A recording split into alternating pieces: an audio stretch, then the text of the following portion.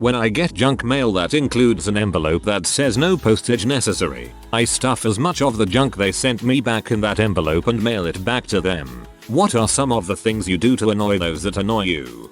I tried to delete my Plenty of Fish account, but every time I hit the delete button it wouldn't work. Tried contacting support and no help was provided, so I deleted all my personal information off of my account and added a picture of goats. I got deleted right away. That's some classic Redditor thinking right there. Totally unrelated, but when I get a junk fax, I usually will fax back a dark colored piece of paper and put in tiny words with a white background. Don't ever fax your spam again.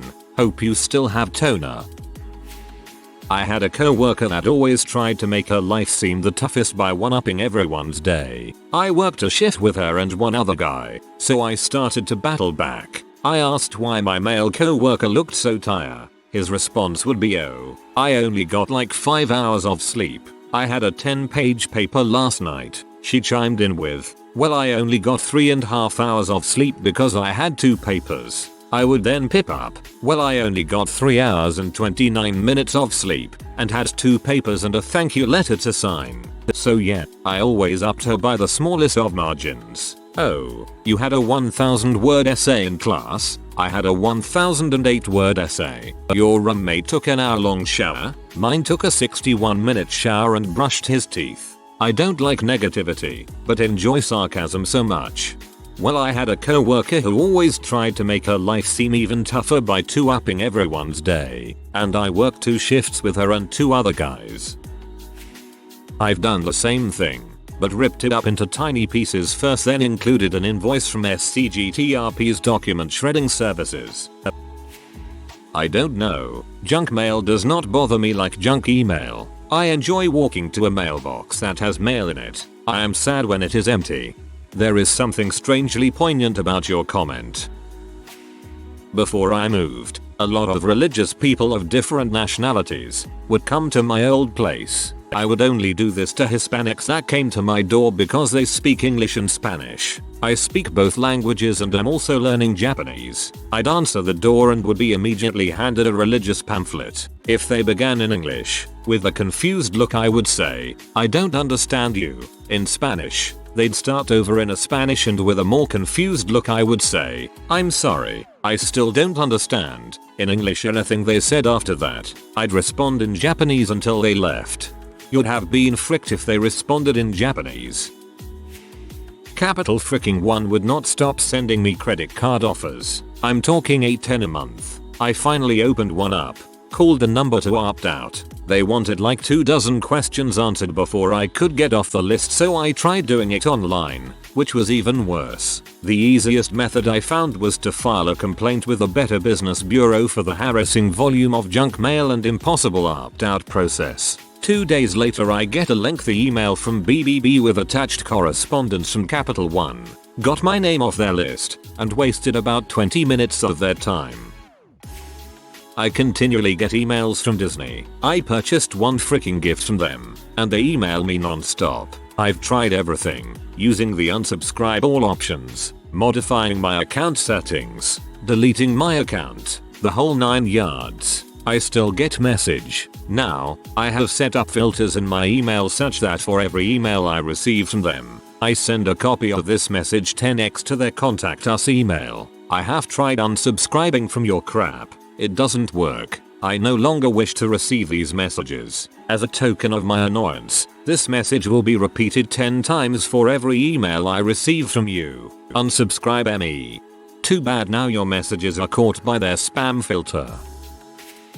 I'm really short. Because of this, people don't try to avoid running into me because they think I'll move out of the way. I think both parties should move to the side a little, unless one of us is walking close to the wall or a street or something. Otherwise, whenever someone is about to run into me, I just stop and brace for impact. I used to do this, but I've gotten so good at weaving in and out of crowds I don't think anyone even notices me anymore. My uncle was trying to fax an insurance report to the company a while ago, but every time he called to see if it got through, they said they didn't have it. So he fed it halfway through the fax machine and taped the top to the bottom, hit send, When he called to ask if they got it, they said yes. Yes, we did. We get calls from duct cleaning services, like house air ducts, all the time. I always say sorry, we don't own ducts and keep repeating that when they try to explain. There is a Monty Python sketch in there somewhere. I get calls from the same number at least a few times a week. I have asked them to stop calling multiple times as they always ask for an Eric, which I said my name, and I've had the same number for over 10 years. I began just ignoring the calls thinking there's nothing I can do about it. Now when they call, I try to either run to the bathroom and just answer with the sound of taking a pee, or run to my laptop and throw on some disgusting loud pee. They still call, but it makes me feel a little better.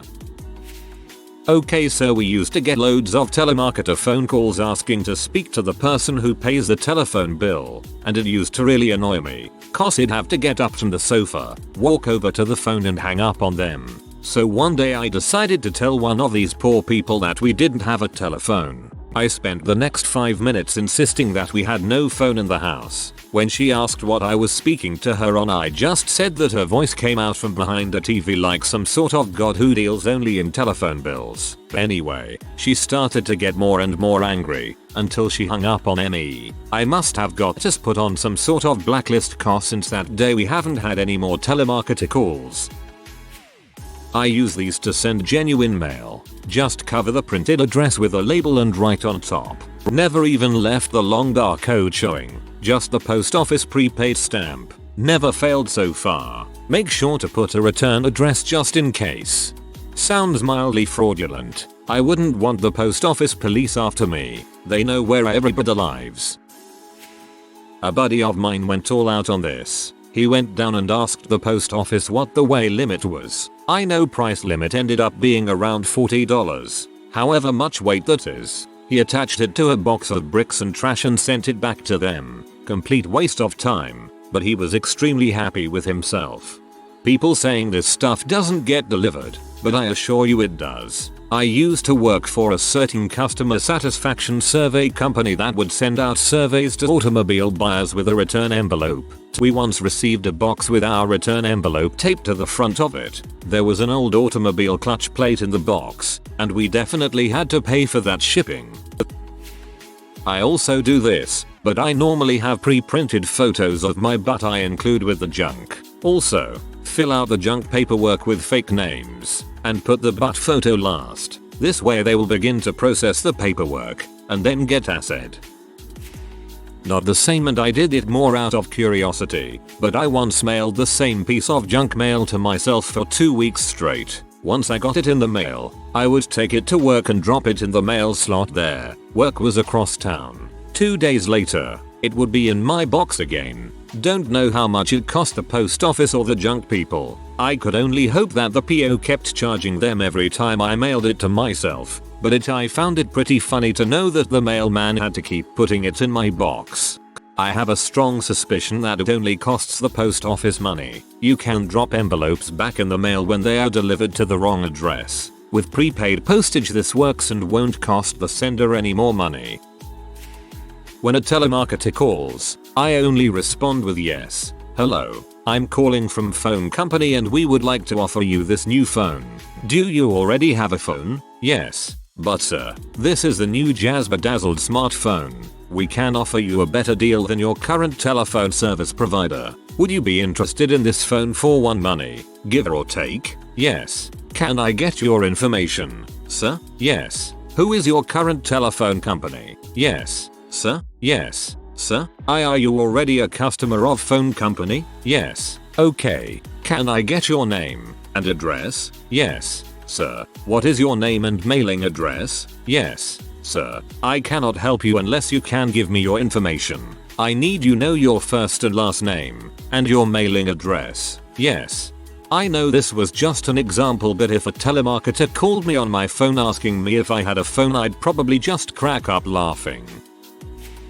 About once a week, I receive a text along the lines of "Have you been missold payment protection insurance? Reply to this message if you think you are eligible, and we'll call you back. It could be up to £3,000. Usually I ignore them. but sometimes they say they actually have £3,000 waiting for me in my name, and it's at this point I respond to it. A few days later, I get a call from a different company telling me my details were forwarded to them, with instructions to give me a call. I usually speak in broken English, and ask them repeatedly why they are calling. After a while they start asking questions such as how much was the loan and when did you take it out. If I'm particularly bored at work, usually, I'll keep them on as long as possible, before revealing that the £20,000 I borrowed was from a friend. They usually hang up pretty quickly after that. You should watch out for text spam. Some of them are phishing. They want you to reply in some way. By you texting them in return, you are giving them permission to charge you a fee that you will see on your phone bill. When my dad pays bills to big businesses, he overpays by around $0.50 so that they send him a refund check, which he will never cash. Then the company will keep sending him a check for $0.50 every few months. He just rips them up and thinks it is hilarious that an accountant somewhere is furious he can't balance the account. TLDR. Dad overpays slightly to get refund checks from large companies, then rips them up and laughs. Had to take a friend to Walmart and just stayed in the car. Noticed a very nice Audi TT driving around the parking lot looking for the spot. Entitled B. Decided to park in the, for lack of a better term, unload area between two handicapped spots. I had nothing better to do, so I got out of the car after her and her yip dog got into the store and surrounded the car with as many carts, buggies to some, as I could find, before someone decides to rip me a new one. Both handicapped spots were still perfectly accessible and there was a place to park a van had there been a need at another unload area. I commend you for this. People can be real buttholes when it comes to parking spots. My mom had me working on phonics at 8 months old, so I could talk to an extent from a very young age. When I was young, anytime a telemarketer would call, she'd hand the phone to me. A 2-year-old capable of forming actual sentences is a force to be reckoned with. Funny, I just had this conversation with someone last night. My answer to them was, I kill them with kindness. I am so appalled by the idea of getting into a confrontational situation that I just use kindness in a suspicious way. I feel like it almost deters the person from wanting to speak to me, sell to me, annoy me if I'm just D8 all up in their face. It totally works, too. When Jehovah's Witnesses come by, I pretend to be gay, come onto them uncontrollably and make horribly inappropriate innuendos, until they leave. When I play Chrono Trigger, even if I have full health, I always eat that snitch boss mother-ass lunch in Lean Square every time I walk by there, just because he testified against me in the trial. Thug life. My dad is an incredibly patient man that lives his life just to troll people. Whenever telemarketers call, he would answer the phone and listen to their whole sales pitch. After a while he will respond with a, I don't know, which triggers them to keep talking and keep them trying to convince him of their product. After more, he will say, well, that actually sounds pretty good, but I'm not entirely sure if it's right for me, and off with another number of questions and explanation of why he should buy it. There was literally a time he was on the phone with one for an hour and a half, giving them hope he will buy what they are selling, but at the end of all of it he would say, nah, I think I'm okay. Buy and just hang up on them. I like my dad. Now that's just cruel. One time I opened the links to 2 obvious spam emails, and viewed the source code to find the email address that completed forms sent to. Then I signed each one up on the other page. Hopefully the spammers would start receiving each other's spam instead of actual forms. I have no idea if it worked. Better still than annoyance, this A, costs them money, throw in some pennies for extra weight, and B, helps keep the USPS in business. Source, I'm a mailman's kid. About 8 years ago, some telephone service managed to get their services on our phone bill at our business. All 6 lines were being billed $9.95 a month for this, and nobody caught it. I called the company responsible's 800 number. It was just a recorded after hours message. I did, however, notice that the recording repeated forever, rather than once and hanging up. I took all 6 voice lines, 2 data lines, a fax line, and 4 cell phones and called the 800 number and left it on hold through the night. I figure I cost them what they cost me and we called it fair. I noticed the next month the services weren't on our bill. Frick those guys. I try to ask telemarketers for relationship advice, but it's always a super awkward situation. Every time they try to get back on track I say, oh, there's time for that later. But what about? It's hilarious.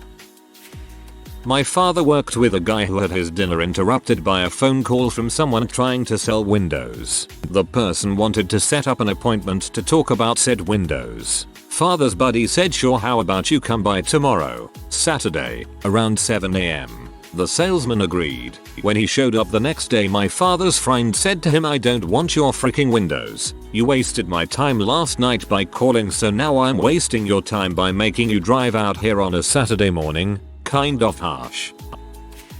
You're just annoying some poor guy on minimum wage sitting in their mail department. The direct marketing manager is sat upstairs without a care in the world because 0.1% of the mailers he sends convert into sales, so, as far as he's concerned, junk mail works really well.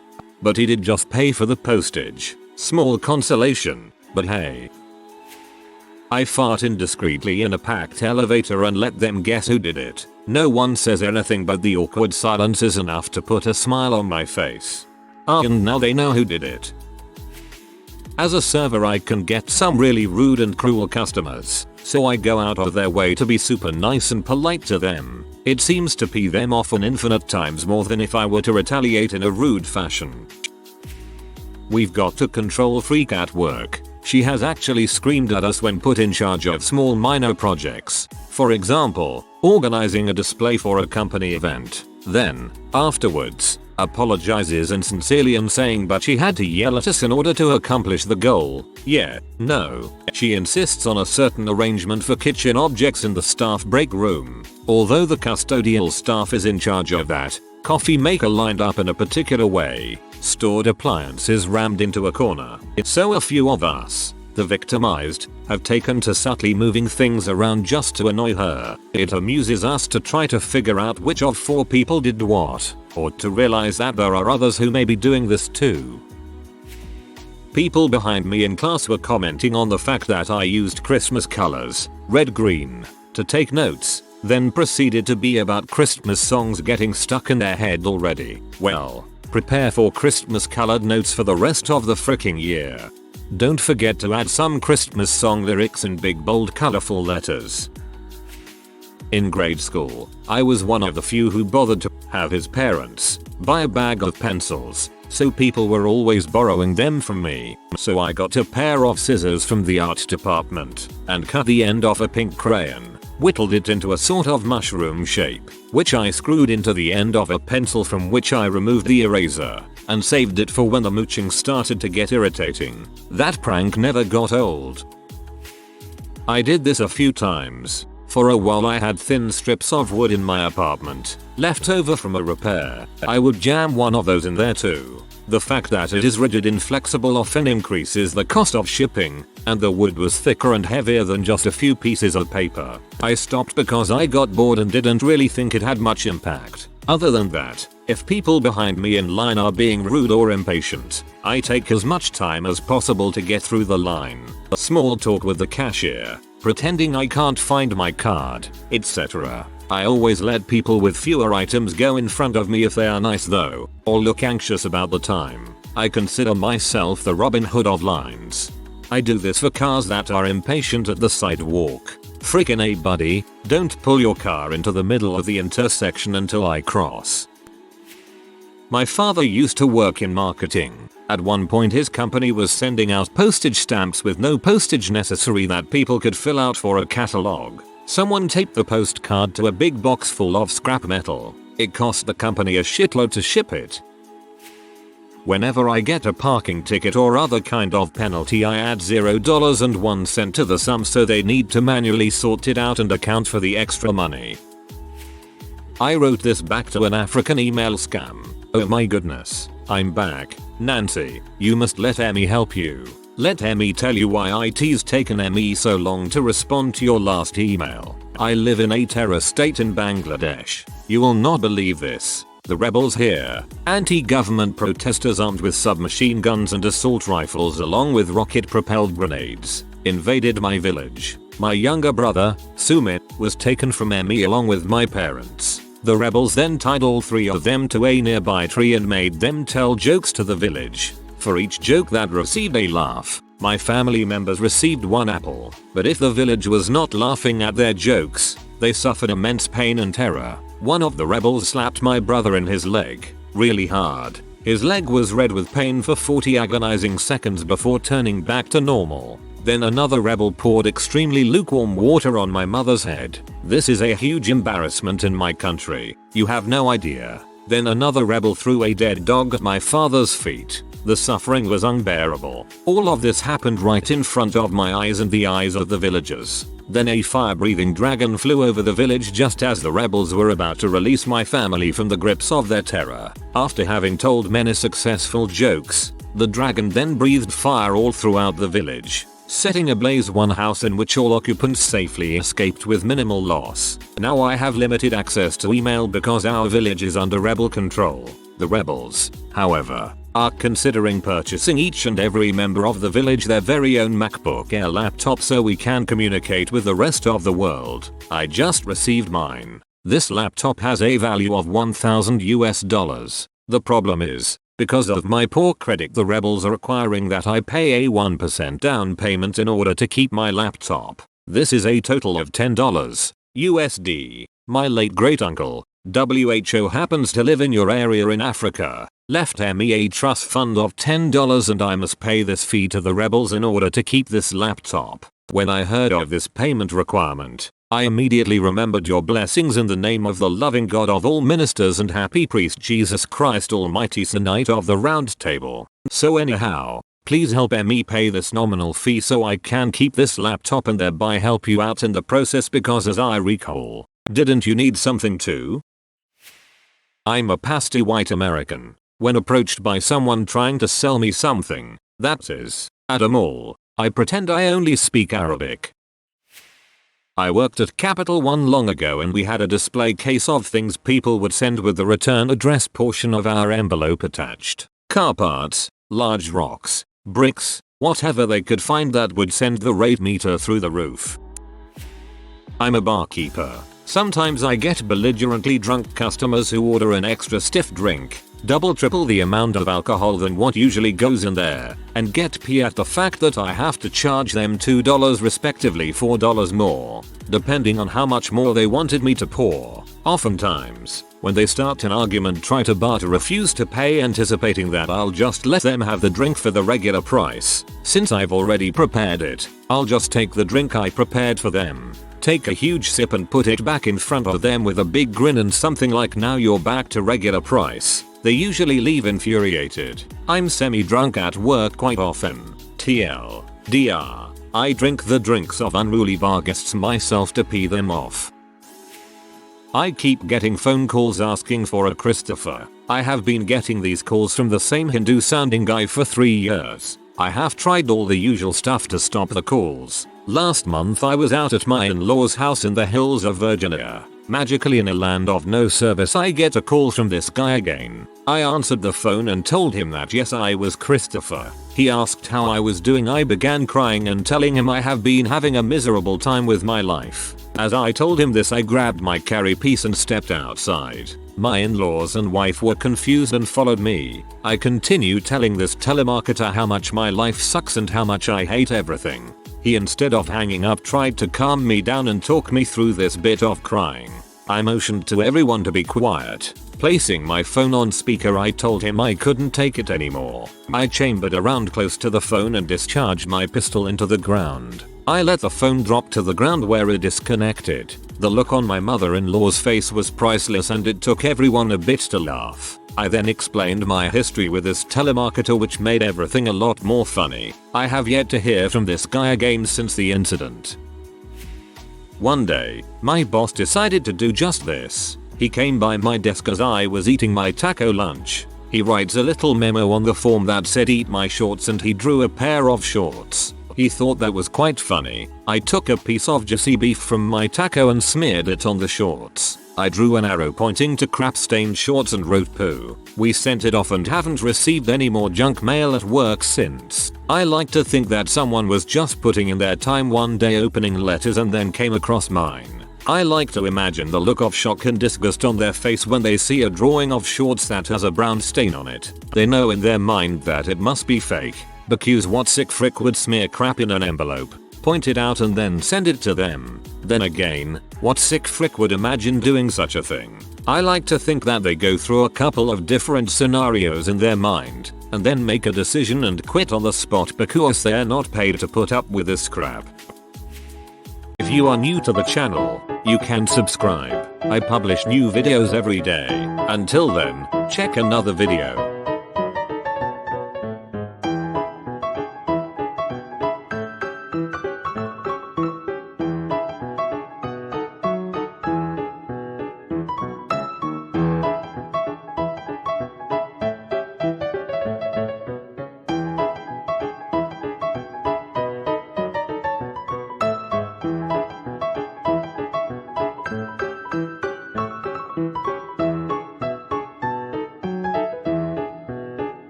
Bye for now.